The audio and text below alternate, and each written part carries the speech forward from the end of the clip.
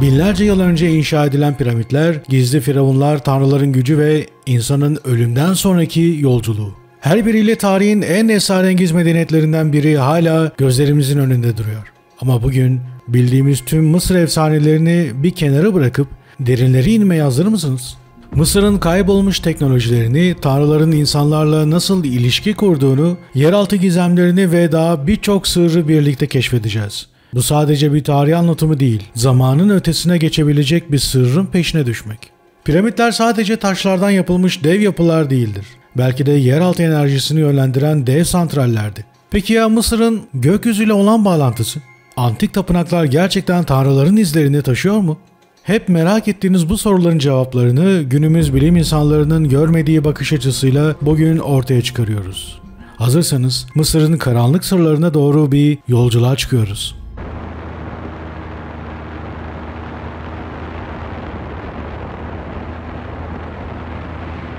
Giza piramidi.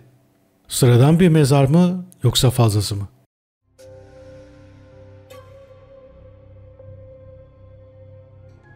Antik insanlar neden piramit yapma ihtiyacı duydular? Dünyanın dört bir noktasındaki piramitler sanki gökyüzüne uzanmak için inşa edilmiş gibi. Peki bu devasa yapılar sadece birer mezar mıydı yoksa çok daha büyük bir amaca mı hizmet ediyorlardı? Giza piramidi tüm bu soruların merkezinde yer alıyor. Kimisi onun bir enerji santrali olduğunu iddia ediyor. Kimisi ise tanrılarla iletişim kurmak için inşa edilmiş oldu. Ama bildiğimiz bir şey var. Bu piramit sadece taş yığınlarından oluşan bir mezar değil. Gelin şimdi bu devasa yapının perde arkasından şöyle bir hep birlikte göz atmaya çalışalım. Birçok enteresan ve ilginç bilgiyi sizlerle buluşturacağım arkadaşlar. İlk olarak Giza piramidinin yapımındaki milimetrik mükemmelliyeti ele alalım. Dış yüzeyindeki taşlar neredeyse cerrahi bir hassasiyetle kesilmiş ve yerleştirilmiş. Bir mezar için bu kadar özen gösterilebilir mi? Ayrıca kullanılan kireç taşı sadece dayanıklı değil, aynı zamanda enerji yansıtıcı özelliklere de sahip. Bu detaylar bu yapının enerji akışını yönlendiren bir cihaz olabileceğini düşündürüyor. Daha da ilginç olanı piramidin içindeki odaların düzeni. Piramidin en dikkat çeken bölümlerinden biri olan büyük galeri mezara benzeyen bir yapıya ulaşmıyor. Aksine bu galeri bir tür enerji kanalı gibi görünüyor. Modern araştırmacılar burada kullanılan granit taşların piezoelektrik özelliklerine sahip olduğunu ve piramidin bu taşlar sayesinde dünya üzerindeki enerji hatlarıyla bağlantılı olabileceğini iddia ediyor. Düşünsenize, bu yapı bir mezar değil de bir tür enerji jeneratörü olsaydı.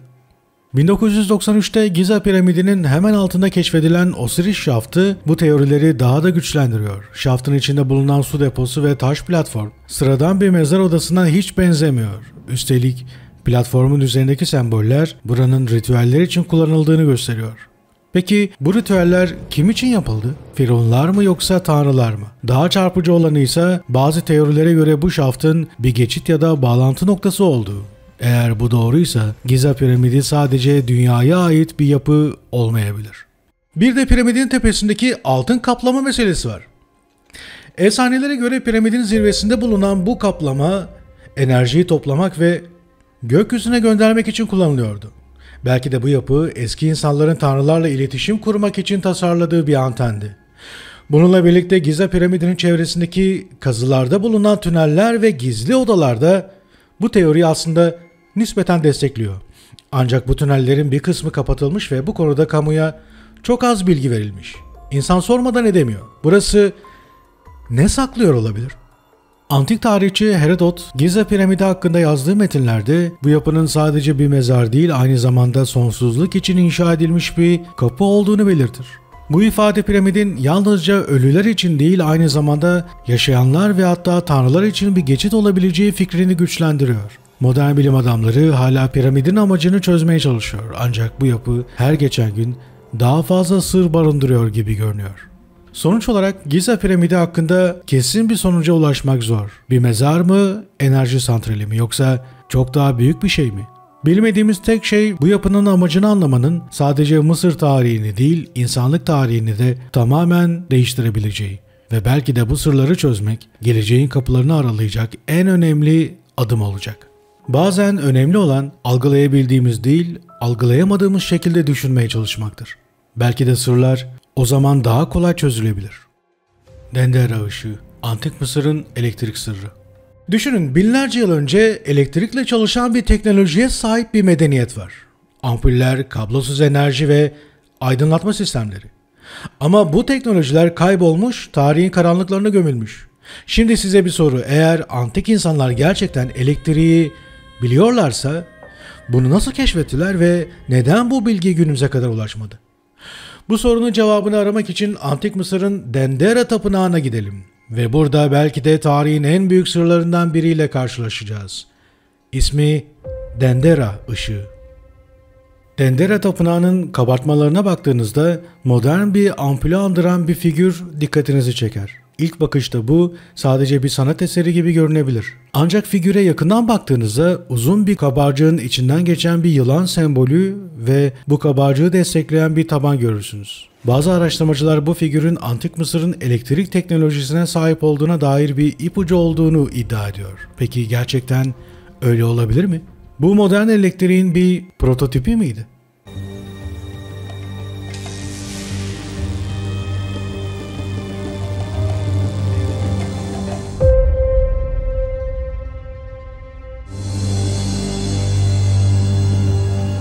And it functioned, it works. Dahası bu ışık figürü tapınağın diğer duvarlarında tanrılarla ilişkilendirilmiş şekilde tasvir edilmiştir. Dendera tapınağındaki birçok çizim bu ışıkların ritüellerde kullanıldığını ima ediyor. Mısırlılar sadece gökyüzüyle değil, aynı zamanda yer altından gelen güçlerle de bir bağ kurmuş olabilir. Hatta bu teknolojinin yalnızca seçkin bir grubun elinde tutulduğu ve sıradan halkın bu bilgiye erişiminin engellendiği bile düşünülüyor. En ilginç detaylardan biri ise piramitlerin veya tapınakların içinde hiçbir iz karasına rastlanmamasıdır. O dönemde meşalelerle aydınlatma yapıldığı varsayılıyor. Ancak bu kadar temiz ve izinden arınmış yapılar farklı bir teknoloji kullanıldığını düşündürüyor. Belki de bu ışık kablosuz enerjiyle çalışan bir sistemin ürünüydü. Eğer bu doğruysa bu bilgi nasıl kaybolmuş olabilir? Yoksa bu teknoloji modern insanın keşfetmediği bir kadim bilgelik miydi? Bu noktada piramitlerin tasarımındaki kuvars kristalleri ve piezoelektrik özellikler devreye giriyor. Bazı teorilere göre piramitler enerjiyi toplamak ve yönlendirmek için inşa edilmiş devasa birer cihazdı.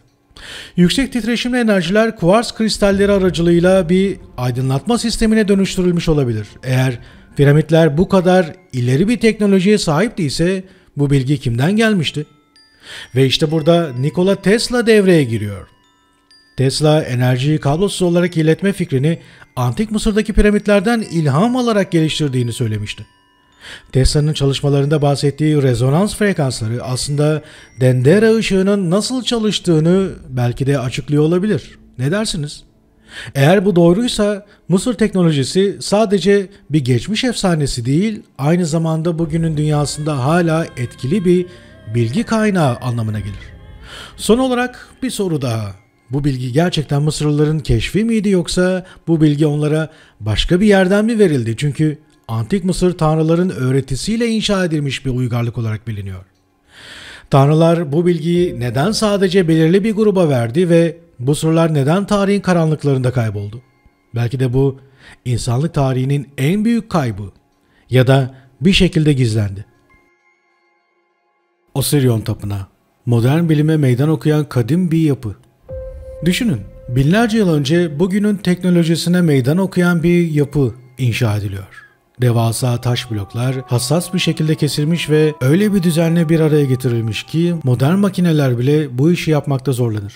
Abidos'taki Osirion Tapınağı bu türden bir mühendislik harikası. Ama bu tapınak diğer Mısır yapılarından tamamen farklı. Üzerine yerleştirildiği toprak, kullanılan materyaller ve hatta bulunduğu konum bile buranın sıradan bir yapı olmadığını gösteriyor.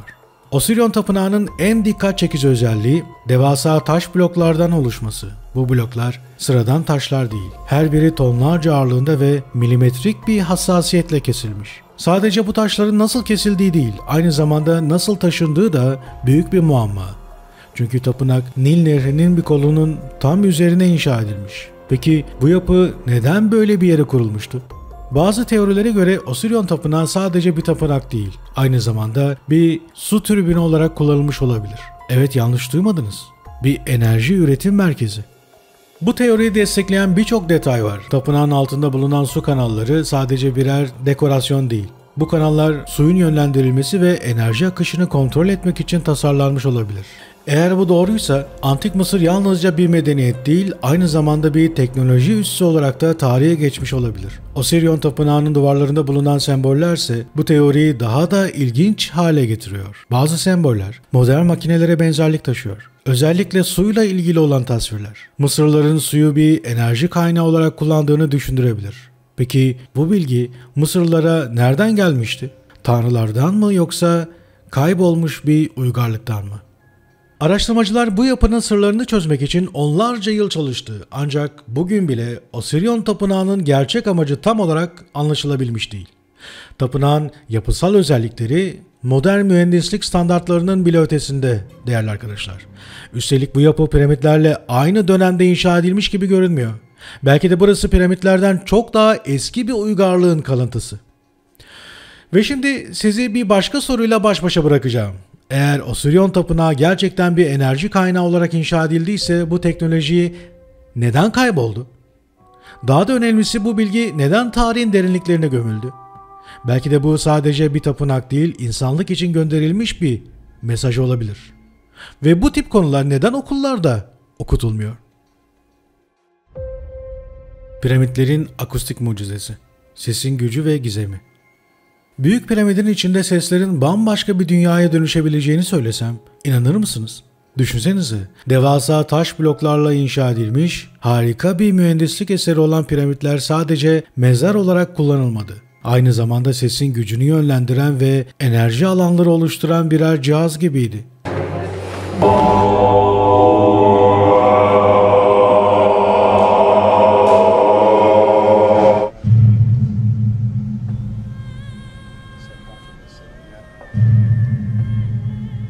Bu kadar eski bir yapı nasıl böyle bir akustik mucizeyi barındırabiliyor? Piramitlerin içindeki odalar sadece mimari değil, ses ve rezonans açısından olağanüstü bir tasarıma sahip. Bir ses dalgası odaların duvarlarından nasıl yankılanıyor? Nasıl bu kadar mükemmel bir frekans armonisi sağlıyor? Büyük piramidin en dikkat çeken özelliklerinden biri içindeki kral odası. Bu odada belirli bir tonla ses çıkardığınızda sesin duvarlardan yankılanması ve farklı frekanslarla rezonans oluşturması dikkat çekicidir.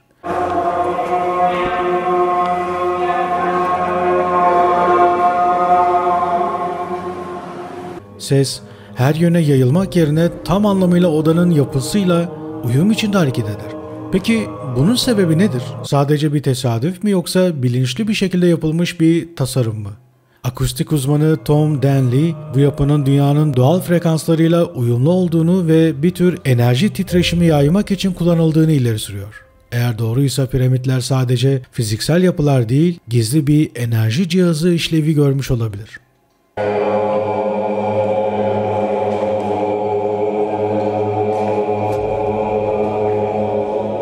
Bu teoriyi destekleyen başka ilginç bulguysa piramitlerin içinde bulunan ses yalıtımının ve rezonans odalarının tasarımının modern akustik rezonatörlerle benzerlik gösteriyor olmasıdır. Yani belki de eski Mısırlılar sesin gücünü kullanma konusunda bugün hala anlayamadığımız bir teknolojiye sahipti. Peki bu teknoloji bugünün modern akustik cihazlarının ilk hali olabilir mi? Belki de piramitler akustik rezonansları kullanarak bir tür enerji üretim sistemi oluşturmuşlardı. Bazı teoriler piramitlerin sadece enerji göndermek ya da yönlendirmek için kullanılmadığını, aynı zamanda ritüel ve meditasyon amacıyla da tasarlanmış yapılar olduklarını savunuyor. İç mekanın akustiği seslerin insan bedenindeki frekanslarla etkileşime girip ruhsal bir deneyim yaratmasını sağlamak için çok dikkatlice inşa edilmiş gibi görünüyor. Antik Mısır'daki rahiplerin akustik rezonansı kullanarak insanların bilinç düzeyini değiştirebilecekleri düşünülmüştür. Bu, sesin gücünü kullanarak kişileri transa sokmak, onlara gizli bilgileri iletmek için kullanılan eski bir teknoloji olabilir. Daha da ilginci, bazı araştırmalar piramitlerin içindeki frekansların sadece sesle ilgili olmadığını öne sürüyor. Piramitler, elektromanyetik rezonansları ve dalgaları yönlendirebilen yapılar olabilir. Bu, aslında enerji akışını yönlendiren bir tür akustik cihaz gibi düşünülebilir. Bu frekansların sadece ses değil, aynı zamanda elektriksel ve manyetik enerjiyi de etkileyebileceği ihtimali. Çok ilginç bir teoridir. Eski Mısır'ın bu yapıları gizemli bir enerji kaynağı oluşturmuş olabilir. Bu soruları gündeme getiren ilk isimlerden biri araştırmacı ve akustik mühendis Gerald Hawkins'tir. Hawkins, piramitlerin iç yapısını incelediğinde piramitlerin frekans düzenlemeleriyle aslında doğal enerji hatlarına müdahale edilebileceğini ortaya koydu. Bu, piramitlerin yalnızca birer mezar ya da dini tapınak değil, enerji üreten ve yönlendiren yapılar olduğunu gösteriyor olabilir. Ve şunu unutmamalıyız. Eğer piramitler gerçekten akustik rezonansı enerjiye dönüştürebilecek kadar gelişmiş bir durumdaysa, o bilgi nasıl zamanla kayboldu? Belki de bu bilgiler sadece seçilmiş bir grup tarafından biliniyor ya da biliniyordu ve halktan dolayısıyla saklanıyordu. Bu, Antik Mısır'ın teknolojisinin ne kadar derin ve bilinmeyen olduğunu gözler önüne seriyor. Belki de sesin gücüyle ilgisi olan bu eski teknoloji günümüz insanı tarafından hala keşfedilmeyi bekliyor olabilir.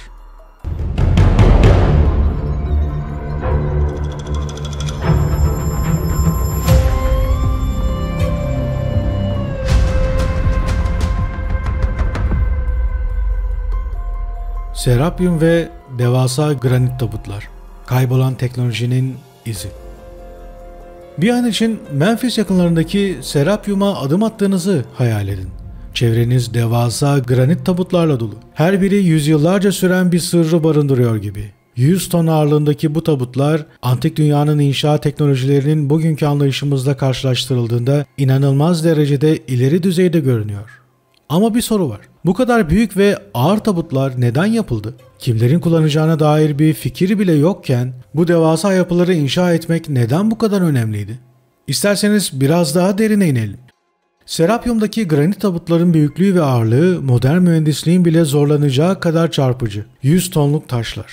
Düşünsenize, sadece bu taşları taşıyabilmek için kullanılan teknoloji bile ilginç. Bugün bile modern makineler bu taşları taşıyabilmekte büyük zorluklar yaşar. Eğer bu tabutlar firavunlar ya da ölülerin gömüldüğü yerler olarak tasarlanmış olsaydı bu kadar büyük ve sağlam olmalarına gerek var mıydı? Bazı araştırmacılara göre bu tabutlar bir tür enerji depolama cihazı olarak inşa edilmiştir. Yani onları tartışmasız işlevsel amaçlarla enerji iletmek veya toplamak için kullanılmış olabilirler. Ayrıca kanalımızda bu konuyla ilgili oldukça detaylı işlenmiş derin bir videomuz mevcut durumda. Şu an ekranda küçük resmini görüyorsunuz. Kanalımıza girerek bu videoyu bulabilirsiniz ve inceleyebilirsiniz. Christopher Dunn bu tabutların içinde görülen pürüzsüzlük ve kesimlerin mükemmelliği üzerine dikkat çekmiştir. Dunn'a göre bu taşlar lazer kesim teknolojisine benzer bir yöntemle işlenmiş. Yani bu taşlar modern teknolojilerle kesilebilecek kadar düzgün bir şekilde şekillendirilmiştir. Peki bu taşlar gerçekten sadece yüzyıllar süren bir uğraşla kesilmiş olabilir mi? Yani bazılarının söylediği gibi. Yoksa gizli bir teknoloji kullanılarak çok daha ileri düzeyde bir işçilikle mi yapılmıştı? Dunn bu taşların yalnızca taşınması değil, aynı zamanda iç yüzeylerinin de son derece dikkatle işlenmiş olduğunu öne sürüyor.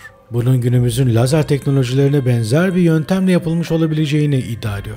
Bir diğer ilginç teori, bu tabutların enerji depolama cihazları olarak tasarlandığı yönünde. Granit, piyezoelektrik özelliklere sahip bir taş olarak bilinir. Yani mekanik basınca karşı elektrik üretir. Bu, tabutların aslında enerji depolamak ve yönlendirmek amacıyla yapılmış olabileceği fikrini güçlendiriyor. Bu taşların sadece ölüyü gömmek için değil, aynı zamanda bir tür enerji akışı sağlamak için kullanılmış olması, tüm dünyanın inşaat teknikleri ve enerji anlayışını köklü bir şekilde değiştirebilir. Bu da demek oluyor ki, Serapium sadece bir mezar alanı değil, belki de eski bir enerji üssü olarak tasarlanmış bir yapıdır. Bazı teoriler, bu devasa tabutların kozmik enerjileri toplamak veya doğal enerji hatlarını yönlendirmek amacıyla kullanıldığını öne sürer. Bu teori, piramitlerin enerji iletme işlevine paralel bir yaklaşım sunuyor. Yani Mısır'daki bu devasa yapılar belki de sadece gömü alanları değil, kozmik ve yerel enerjilerin yönlendirildiği merkezlerdi. Peki bu teknoloji neden kayboldu? Gerçekten de insanlık tarihinin bu kadar derin ve kaybolmuş bir teknolojisi vardıysa neden hala gizemli bir durumda? Ve son bir soru. Bu tabutlar Mısır'ın sadece gizli enerjilerle değil, aynı zamanda dünyanın dört bir yanındaki eski uygarlıklarla bağlantılı bir teknolojiye sahip olduğuna mı işaret ediyor? Eğer bu enerji toplama cihazları gerçekten vardıysa o zaman eski uygarlıkların kullandığı enerji teknolojileri bugün bile çözülememiş bir sır olarak kaybolmuş olabilir. Gelin Daşur'a gidelim. Burası çok ilginç bir yerdir. Daşur'daki Bent piramidi Mısır piramitlerinin en ilginç yapılarından biri olarak karşımıza çıkıyor. Diğer piramitlerden farklı olarak bu yapının tabanı geniş ve sağlam bir açıyla başlarken üst kısmı ani bir şekilde daralarak farklı bir açıyla devam ediyor. İlk başta ya da ilk bakışta bu tasarımın inşaat hatası olduğu düşünülmüş olabilir ancak bazı teoriler bunun aslında bilinçli bir enerji yönlendirme tasarımı olduğunu öne sürmüş durumda. Bu çift açılı yapı belki de Antik Mısır'ın enerji yönlendirme anlayışını temelinden bizlere yansıtıyor olabilir. Bent piramidinin farklı açılarla yapılan bu tasarımının göksel enerjiyle etkileşim kurmak için yapıldığı iddiaları da var. Efsaneler, piramidin inşası sırasında Mısırlıların gökyüzüyle iletişim kurduklarını ve bu piramidin bir tür yıldız kapısı olarak kullanıldığını öne sürer. Mısır halkı piramidi inşa ederken belki de yıldızlardan gelen enerjiyi yönlendirmeyi amaçlıyorlardı. Peki bu piramidin gizli işlevi sadece bir mezar değil de enerji iletimi sağlamak için tasarlanmış olabilir mi? Bu sorunun cevabı belki de kaybolmuş bir teknolojiye dair ipuçlarını taşıyor. Eğer doğruysa Bent piramidi günümüzün enerji teknolojileriyle bağlantılı eski bir sistemin kalıntısı olabilir. Karnak Tapınağı ve manyetik anomali. Luxor'daki Karnak Tapınağı yalnızca bir ibadet yeri değildi. Aynı zamanda enerjiyle dolu bir alan olarak kabul ediliyor. Bu tapınak Mısır'ın en büyük tapınak komplekslerinden biri olmasının yanı sıra gizemli manyetik anomali ve doğal enerji akışlarıyla da dikkat çekiyor. Ziyaretçilerini etkileyen sadece görkemi değil, aynı zamanda sıra dışı manyetik alanlarıyla da tanınıyor. Modern bilim insanları tapınağın belirli bölgelerinde yapılan ölçümlerde anormal manyetik alanlar keşfetmişlerdir. Bu anomali tapınan taşlarının mineral yapısından kaynaklandığı düşünülüyor. Ancak bu taşların nereden ve nasıl buraya getirildiği hala bir muamma. Birçok araştırmacı Karnak Tapınağı'nın inşasında kullanılan taşların sıradan taşlar olmadığını ve özel bir mineral bileşiminden yapıldığını öne sürüyor. Peki bu taşların doğal manyetik alanları nasıl etkilemesi sağlandı? Belki de tapınak bu taşlarla inşa edilerek gizemli bir enerji merkezi haline getirilmiş olabilir. Bu taşların sadece tapınağın görsel yapısını değil aynı zamanda enerji akışını da yönlendirdiği düşünülüyor. Mısır bilimci Dr. Carmen Bolter, Karnak Tapınağı'nın sıradan bir tapınaktan çok daha fazlası olduğunu savunur. Ona göre tapınak aslında manyetik bir güç merkezi olarak tasarlandı. Dr. Bolter'e göre tapınak ve çevresindeki yapılar doğal enerji alanlarını yönlendiren bir tür gizli cihaz olarak işlev görüyor. Burada kullanılan taşların ve yapının enerji odaklı bir amaç için kullanıldığını, tapınağın içindeki yapısal dizaynın da bu enerji akışını yönlendirecek şekilde tasarlandığını iddia ediyor.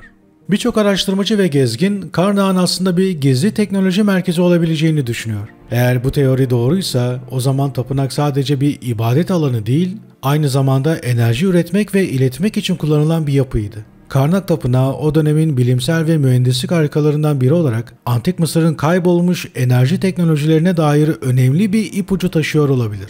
Tapınaktaki manyetik alan ve doğal enerji akışlarıyla ilgili sırlar belki de modern bilimin çözmekte zorlandığı bir alanı işaret ediyor.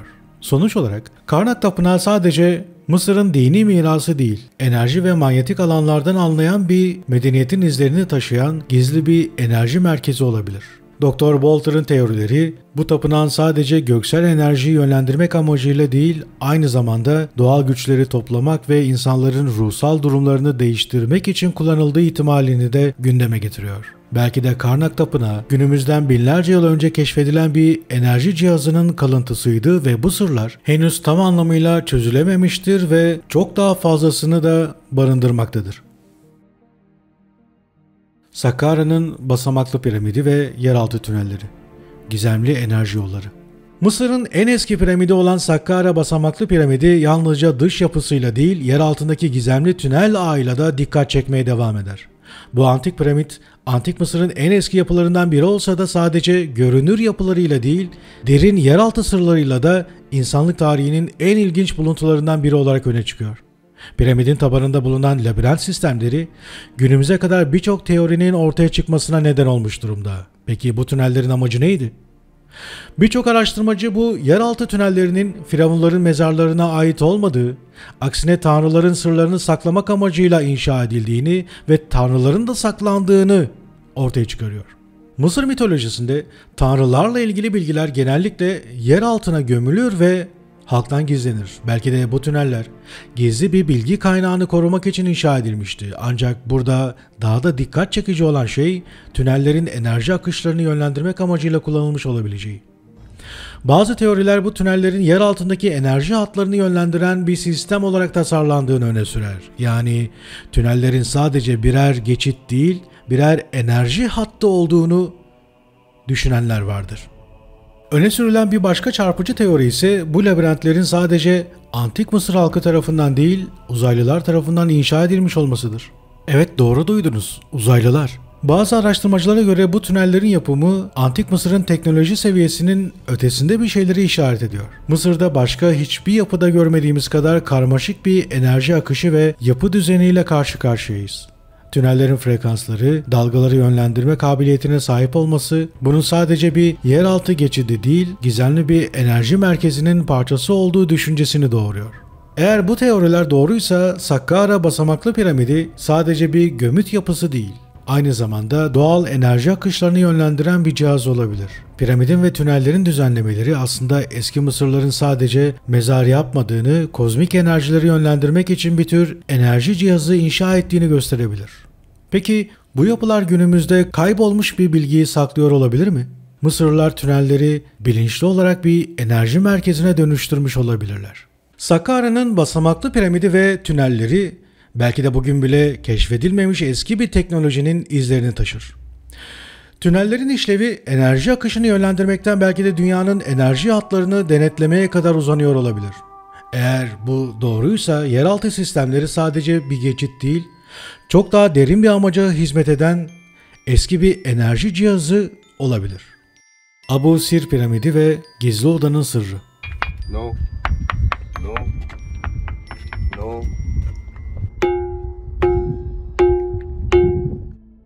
Mısır'ın Abu Sir piramidi çoğu zaman gözden kaçan ama bir o kadar da gizemli bir yapı olarak tarihe geçmiştir. Diğer büyük piramitler kadar ünlü olmamakla birlikte Abu Sir derin bir gizemi barındırır. Piramidin etrafında yapılan kazılarda oldukça ilginç gizli odalar ve yapılar keşfedilmiştir. Bu yapılar Antik Mısır'ın sırlarının gizlendiği yerler olarak düşünülür ve sadece yapının inşasına dair değil, aynı zamanda yeryüzündeki bilinmeyen enerjilerle de bağlantılı olabileceğini düşündürür. Abu Sir piramidinin en dikkat çekici özelliklerinden biri piramidin yapısal hataları olarak görülen detaylardır. Bu detaylar bazı araştırmacılara göre bilinçli tasarımlar olabilir. Piramidin yapısındaki bu yanlış hizalamalar dünya dışı teknolojilerin etkisiyle yapılmış olabilir. Piramidin iç yapısında bulunan gizli odalar bir zamanlar göksel varlıklara adanmış olabilir. Bu yapılar sadece mezar işlevi görmemiş, aynı zamanda kozmik enerjilerin depolandığı merkezler olarak kullanılmış gibi görünüyor.